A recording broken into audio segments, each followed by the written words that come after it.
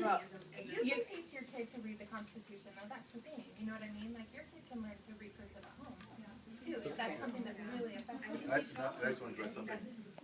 The Common Core provides the what. It does not provide the how. So that's where we as a district, we are providing ongoing professional development for all our teachers in the district, from kindergarten up to high school, for our teachers building collective capacity on how to teach the Common Core. So it's just not sage on the stage where a teacher, like when we were in high school, stands up in front of the class the entire time and lectures the entire time. It's more interactive, it's more engaging, it's more project-based learning, it's more of a blended approach.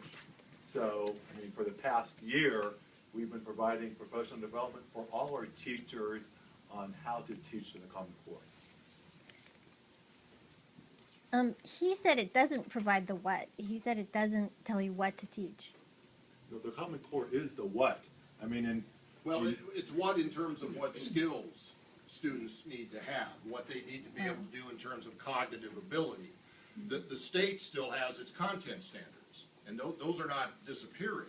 The state content standards are still a big part of the overall picture, but now it's how we approach that content, and it's you know, the Common Core has some way of redirecting people to you know, or redirecting the process a little bit to engage students in a more deep thinking process. That's kind of the point.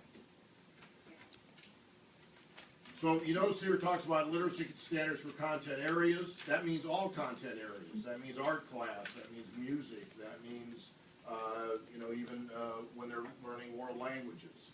So the nonfiction is again something that is being emphasized, not exclusively, but it is a shift. There's no question about that.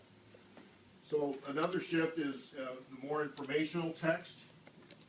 You know, encouraging students to learn about, you know, and I think the issue is, you know, the internet's a wonderful thing, but there's a lot of stuff out there which, you know, may need some critical analysis. You know, I know that we don't encourage students just to take Wikipedia and take everything that's in Wikipedia as being absolute truth.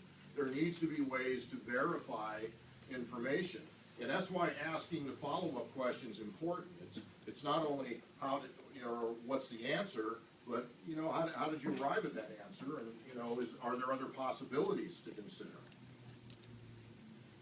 Text complexity, read more complex material carefully. So it slows down the process a little bit. Instead of picking a lower level grade reading level, just so we can get through the material, we need to pick material that does challenge students, but we're going to take more time to get through it. That's where the close reading comes in. Collaborative conversations, discuss reading using evidence.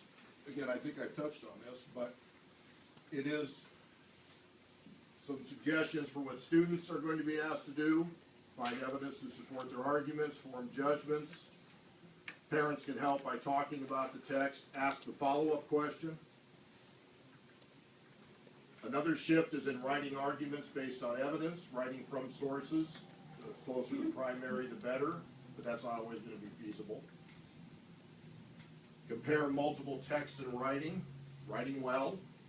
You know, there is